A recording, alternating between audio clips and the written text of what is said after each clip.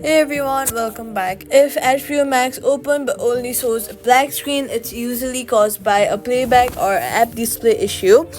Here's how to fix it. First, swipe up from the bottom of your screen, look for HBO Max, swipe it away.